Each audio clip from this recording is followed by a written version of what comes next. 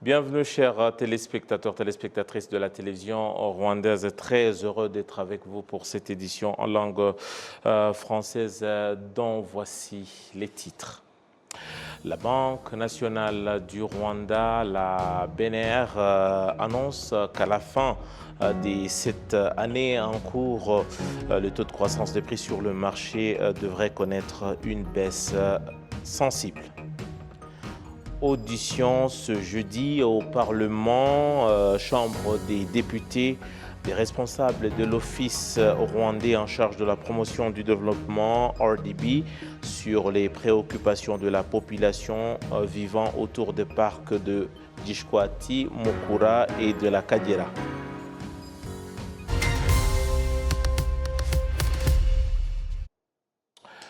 Une fois de plus, bienvenue à cette édition. Je vous le disais en titre, inauguration d'un nouveau bâtiment de l'Institut. On passe d'abord par le Parlement où il y a eu une audition de RDB, soit l'Office rwandais en charge du développement, avec notamment sur la question des préoccupations de la population qui vit autour du parc de la Kagera, Mukura et le parc des Gishwati. Les détails ici, c'est avec notre confrère Nilidandi Patrick. Ces habitants vivaient autour des parcs de Gishwati Mukura et de la Kagera. Leurs terres étaient saisies afin d'agrandir ces parcs destinés à promouvoir le tourisme. Une clôture a été construite et qui empêche ces personnes de pratiquer leurs activités, notamment agricoles, et cela s'est fait sans compensation. Ce problème a été exposé par les députés aux responsables du RDB, l'agence rwandaise en charge du développement, en indiquant que cela représentait une menace pour la survie de ces personnes. La commission parlementaire a également demandé à RDB de résoudre le problème des personnes qui sont attaquées par des animaux sauvages venant de ce parc. Il a été également question d'un élargissement et d'extension du parc des volcans qui devrait atteindre à terme 3000 hectares. Le ministère de l'Agriculture et des Ressources animales a récemment montré que ce projet pouvait affecter la production des pommes de terre dans la mesure où cela provoquerait une pénurie alimentaire sur le marché.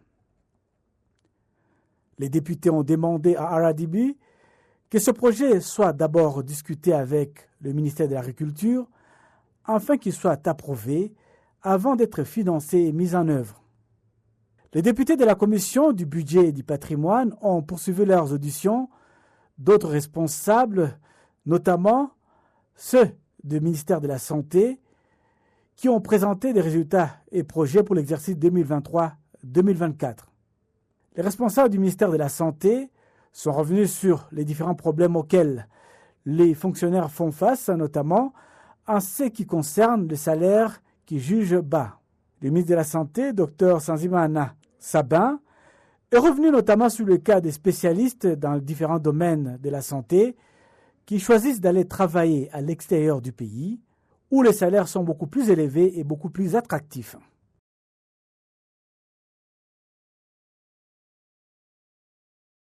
Puis passons à la Banque nationale du Rwanda qui, je vous le disais, annonce qu'au cours vers la fin de l'année de cette année 2023, le taux de croissance des prix sur le marché devrait connaître une diminution en raison de plusieurs facteurs, notamment le fait que les prix des produits dérivés du pétrole, de l'énergie ont connu une diminution au niveau international et qu'il est prévu que la production agricole soit meilleure. Au cours des 3 dernières années, le Rwanda, tout comme le monde entier, ont donc fait face aux problèmes liés notamment à la pandémie de Covid-19 et à la hausse des prix sur le marché local et international, principalement en raison des conséquences plutôt néfastes de la pandémie de Covid-19 tout d'abord, et puis en même temps la guerre en Ukraine qui s'en est suivie. La Banque nationale du Rwanda a exprimé avoir un espoir, une attente réaliste d'une baisse des prix sur donc des prix qui devraient connaître une baisse vers la fin de l'année qui y est donc en cours ou sur le marché en faisant également une rétrospective sur ce qu'a été la réalité sur le marché vers la fin de novembre 2022. Les prix qui avaient atteint le 21,7%, puis avaient diminué jusqu'à 17,8% en avril 2023, où la baisse est principalement attribuée à une baisse de 0,4% des prix de l'énergie en avril 2023, partant de 19,9% en décembre de l'année dernière, celle de l'année 2022. Justement, à ce propos, dans ce studio, nous sommes rejoints par le docteur Thierry Kalissa. Il est responsable donc de la politique monétaire au niveau de la Banque nationale du Rwanda. Bienvenue, docteur. Merci, bonsoir. Voilà, alors docteur, une fois de plus, il faut dire que l'annonce, elle est très optimiste. Déjà, pour aller dans les détails, vous faites une projection d'une baisse vers la fin de cette année par rapport au prix déjà sur le marché, parce que doit-on être vraiment réaliste, on a connu une flambée de prix spectaculaire au cours de ces derniers mois. Qu'est-ce qui fait qu'aujourd'hui le citoyen lambda puisse être optimiste autant que vous? Merci beaucoup. Si je dois expliquer ça, on peut commencer à partir de ce qui se passe à l'extérieur du Rwanda. Vous savez que vous avez bien expliqué la situation au début. Après la pandémie, la guerre en Ukraine, les prix ont augmenté. Et les prix des commodités, que ce soit le pétrole, que ce soit les denrées alimentaires et les fertilisants, tout a augmenté l'année passée. Maintenant, ce qu'on voit, c'est que le premier trimestre déjà, ces mêmes prix qui avaient augmenté l'année passée sont en train de diminuer. Sur les prix à l'international du pétrole ont baissé. Et c'est une des raisons pour lesquelles, ici au Rwanda, vous voyez que la publication de Rura chaque 2 mois montre les prix à la pompe, essence ou diesel, qui baissent. Donc ça, c'est un fait, les prix de l'énergie sont en train de baisser. Ensuite, les prix des denrées alimentaires, l'huile de cuisine, le sucre, les choses qu'on importe, sont aussi en train de baisser. Et les projections qu'on a pour le reste de l'année, qui ne viennent pas de nous, qui viennent d'institutions comme la Banque mondiale ou le Fonds monétaire international, montrent qu'ils vont continuer à baisser. Ça, c'est un premier cas. Deuxième cas, notre inflation reste élevée. Vous avez dit, c'est à 17,8%. L'inflation est la croissance des prix. C'est vrai que les prix continuent d'augmenter, mais augmentent à une vitesse plus faible. Donc ce qu'on dit, c'est que la projection qu'on fait, c'est que la vitesse à laquelle les prix augmentent est en train de baisser et va continuer à baisser jusqu'aux alentours de moins de 8% à la fin de l'année. Mais vous allez un peu quand même très loin en disant, voilà, il y a l'inflation qui n'a pas d'impact, notamment sur le taux d'intérêt. Par exemple, le taux d'intérêt de la Banque nationale qui est aujourd'hui de 7%. C'est vrai, chaque fois qu'il y a inflation, on l'a connu au cours de ces derniers mois, pourquoi la Banque nationale reste optimiste? Qu'est-ce qui fait que cette inflation n'a pas des conséquences sur le taux de 7%, déjà le taux d'intérêt de la banque? Quelles sont les garanties, par exemple, de dire qu'on ne connaîtra pas d'impact par rapport à l'inflation? Non, au fait, c'est plutôt l'inverse. La réaction de la Banque centrale et le taux d'intérêt dont vous parlez, le taux de la Banque centrale, c'est le taux principal ou le taux directeur, a été augmenté depuis l'année passée. Vous vous rappelez qu'on a commencé avec 4,5 et on était à 7% en février. La décision du comité de politique monétaire cette fois-ci a été de le maintenir à 7. Oui, la raison pour laquelle... Pourtant, vous reconnaissez que quand même, inflation il y a Yes. toujours, mais le taux d'intérêt de 7%, lui, n'a pas changé. Justement, quelles sont les garanties par rapport à vos prévisions ou qu'est-ce qui a fait à ce que le taux d'intérêt reste stable? Voilà, donc pour expliquer ça, il faut expliquer la transmission de la politique monétaire. La politique monétaire, de la manière dont elle est transmise depuis le taux de la Banque centrale jusqu'à l'économie, jusqu'à l'inflation, ici au Rwanda et dans la plupart des pays, dans la plupart des pays de notre catégorie en Afrique, est très faible et prend du temps. Ça veut dire que les décisions qui ont été prises l'année passée vont se matérialiser cette année. Donc, il faut laisser le temps à cette augmentation du taux d'intérêt de l'année passée à se transmettre sur l'économie. Et c'est pour ça qu'on pense que les décisions précédentes et les autres décisions prises par le gouvernement, vous avez vu enlever la TVA sur certains produits alimentaires, vous avez vu le ministère du Commerce fixer le prix pour certains produits, vous avez vu des denrées alimentaires de première nécessité. C'est ça. Vous avez vu les subventions sur le pétrole, etc. Toutes ces mesures-là sont en train de prendre effet cette année. Donc, le taux de la Banque centrale tel qu'il est aujourd'hui n'a pas été augmenté parce que les effets de l'augmentation passée n'ont pas encore eu lieu sur l'économie. Donc, on attend... le maintien de ce taux de 7% et la vitrine des mesures qui ont été prises précédemment. C'est ça, c'est-à-dire le maintien de ce taux de 7% est le message de dire nous avons toujours une inflation élevée, il n'est pas temps de le baisser, mais il n'est plus nécessaire de l'augmenter pour le moment. Donc en gros, c'est la raison pour laquelle nous pensons qu'avec l'effet des décisions précédentes, avec les prix internationaux qui baissent, avec la perspective d'une meilleure production agricole en deuxième partie de l'année, malgré les challenges qu'on voit du point de vue du changement climatique, sont les hypothèses qui sont derrière ces projections d'une baisse de l'inflation dans les mois qui viennent. Vous l'avez bien dit tout à l'heure, vous avez parlé de la situation sur le plan international. Docteur, disons-nous la vérité, nous sommes un pays qui reste dépendant de l'importation. Alors aujourd'hui, comment expliquer par exemple, ou déjà donner un état des lieux de la situation du dollar sur le plan international et est-ce que la Réserve américaine a annoncé des mesures fortes. Aujourd'hui, comment est-ce que par exemple la Banque nationale du Rwanda se tient par rapport aux mesures strictes annoncées par la Banque ou mises en vigueur par la Réserve fédérale aux États-Unis? Aujourd'hui, notre monnaie, comment se comporte-t-elle devant ces mesures, devant le dollar? Ok, merci pour la question. Si je dois expliquer, il y a deux parties. La partie dont vous parlez, la Banque centrale américaine, donc Federal Reserve, la Réserve fédérale, oui. Ils ont augmenté, comme toutes les autres banques centrales, ils ont augmenté leur taux directeur, ce qu'on appelle politique monétaire restrictive.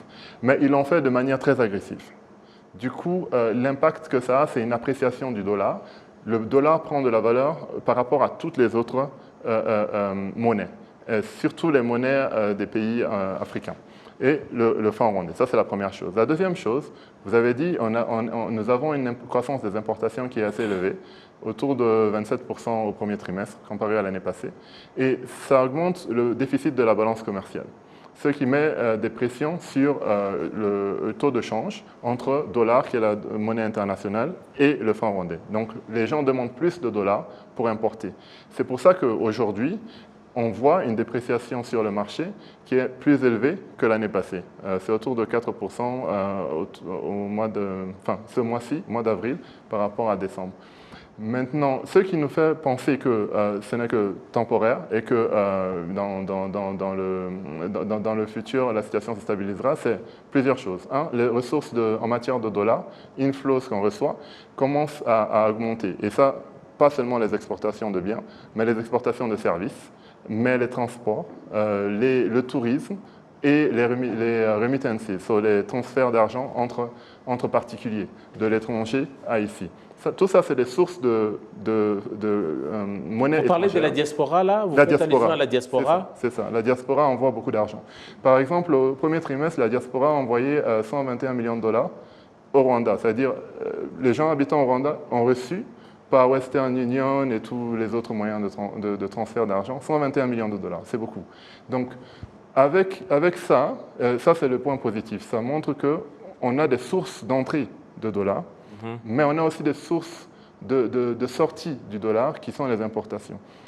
Mais dans l'ensemble, nous pensons que d'ici, dans le futur prochain, ou dans les mois qui arrivent, la situation se stabilisera grâce aux entrées de dollars. Pour donner un exemple, les réserves de la Banque centrale en matière de monnaie étrangère, et particulièrement du dollar, sont à environ 4 mois de couverture des importations. Ça veut dire qu'on est capable de payer 4 mois d'importation.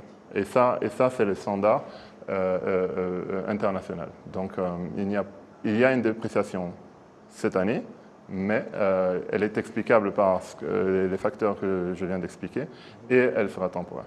Et disons-nous, parce qu'on a vu que beaucoup de pays africains se sont réveillés, notamment, peut-être aussi pour terminer, pour équilibrer les choses, notamment nous savons bien que le gap entre l'importation et l'exportation crée des soucis, ou en tout cas c'est un mal dont souffrent la plupart des pays africains.